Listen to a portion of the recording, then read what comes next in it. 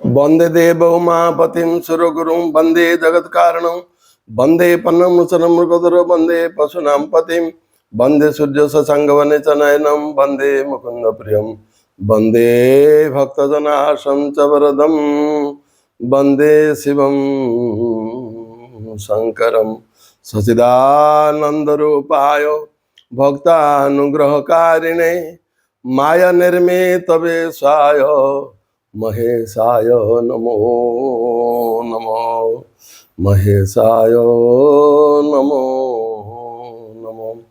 दिव्य आत्मन पूर्व अध्याय आम शुणी देवदेव महादेव आशुतोष नीलकंठ को सती पचारुंते राम प्रकृत रे किए राम कवन प्रभु उचौतो हे कही बुझाई कृपा निधि मोहे कही बुझाई कृपा निधि मोहे। हे आशुतोष नीलकंठ वृषकेतु अकर्म कर्मदा कहे ज्ञानर आधार देवदेव महादेव मत टे प्रकृत में कहतु राम होचन प्रकृत में किए जे सचराचर विश्व ब्रह्मांडर मालिक बोली आपण जाको विवेचना करुचंती कौन परिस्थिति रे किबळे भाव से धरा पृष्ठ रे अवतीर्ण हेले मते से कथा टिके बुझेई कहतु जा फल रे मोर मानस पटरे देखा दैथिया संदेह रूपक शैतान दूरीभूत हब कहीं ना मोर मन भितर विभिन्न प्रकार संदेह उपजुची जे आपण जाको पूजा करुचंती से कौन धरा पृष्ठ अवतीर्ण होती ना से किभଳି भाव में कौटी अच्छा किभଳି भाव में धरा पृष्ठ अच्छा मस्त जानापी मन भर मोर शंका उपजुची।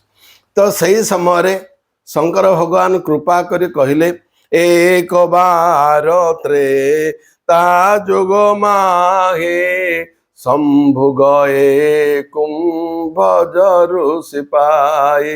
शंकर कहले ओ सती थरे त्रेता जुगरे श्रीरामचरित मानस एक बार पदर जोड़ी संयोजन होची किसी अद्वितीय किसी आश्चर्य घटना संघटित होवार अनुमान करा कौन से घटना दिनकर कथा हिमालयर गोटे श्रृंग होची सुमेरु बढ़िया को लगिले जेभଳି भाव उत्तर दिगरे थिबा हिमालयर एक श्रृंग बढ़िले जाफल गोटे पटे पृथ्वीर अंधकार है तेणु समस्त जाई दंडकारण्य कहले विंध्याचल को तुम्हें तो सुमेरु किसी कम नहीं तुम्हें मध्य टिके पढ़ा को लाग तेणु सुमेर को प्रतिद्वंदिता करने प्रतियोगी होगापाई विंध्याचल बढ़िले ताले पृथ्वीर कौन है उत्तर एवं दक्षिण अंधकार आच्छन्न है समस्त देवता माने करपत्र जोड़ी कौन कले आसिले कौन अगस्त्य मुनि पाखु अगस्त्य मुनि होचंती तपनिष्ठ साधक सिद्ध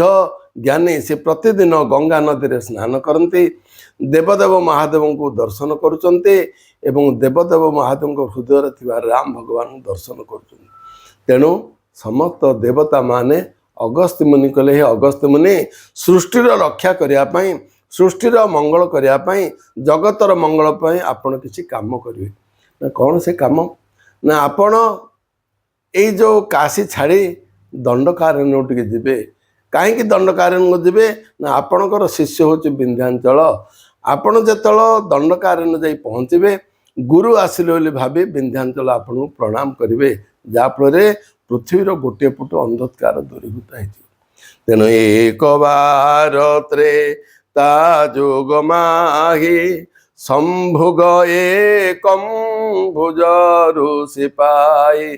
ऋषि मान को अगस्त्य कहले मोर एटी बहुत लाभ हो गंगा नदी में स्नान करी धर्म अर्थ काम मोक्ष चतुर्वर्ग फल लाभ हो शंकर को दर्शन करुच्ची ये सुजोग मुझे छाड़ी ना कहीं सुजोग मित्र बनुनाम उपकार केवल स्तोक संदीपते पश्चात अनुसंधान दुर्लभ सुजोग जदि आसी निश्चित भाव आमर उपकार कर सुजोग छाड़देले आम कौन करिया पड़ो ना सो परत्र दुख पावे सिर धोने धोने पचेताए काल हे कर्म हे ईश्वर हे मिथ्या दोष लगाए सीए पछे दुख पाइब कपाल रे कर मारिब काल को कर्म को निंदा करे वृथा रे दिन कटाइब ତେଣୁକରି ଅଗସ୍ତ୍ୟ କହିଲେ ଏଡ଼େ ବଡ଼ ସୁଯୋଗଟାକୁ ମୁଁ ଛାଡ଼ିପାରିବି ନାହିଁ, ଦେବଦେବ ମହାଦେବଙ୍କର ଦର୍ଶନ ମୁଁ ବିଚ୍ୟୁତ ହେଇପାରିବି ନାହିଁ।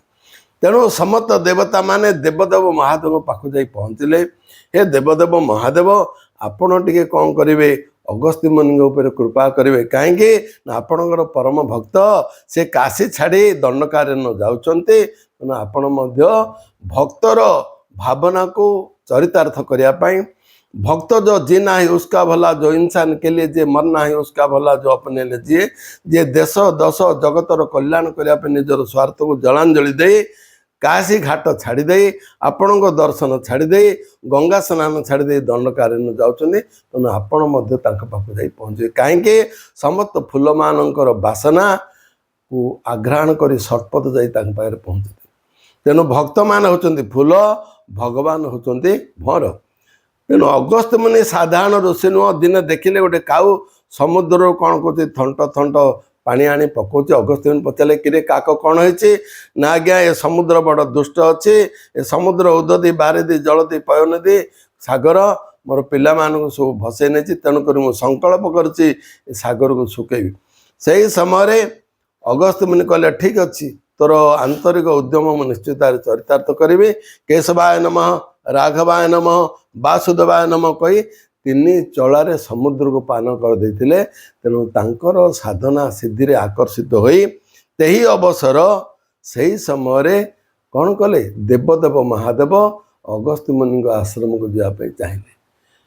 एक बार त्रेता जुग माही, थरे त्रेता जुगरे शंभु गए कुंभजरु सिपाही, ते अवसर जन्म ही भारा, हरि रघुवंशले इन अवतारा। सही समय कथा, तेही अवसर रे सही समय भगवान निर्गुण निराकार ब्रह्म सगुण साकार हो धरा पृष्ठ रे हरिवंश रे रघुवंश रे हंस वंश रे दिनकर दिवाकर भास्कर तेजस्कर आदित्य वंश रे आविर्भाव हेले। निर्गुण निराकार ब्रह्म कहीं आविर्भाव हेले, समस्त देवता मान जनान कले। बहुत कष्ट आम्भंको देलाणी रावण,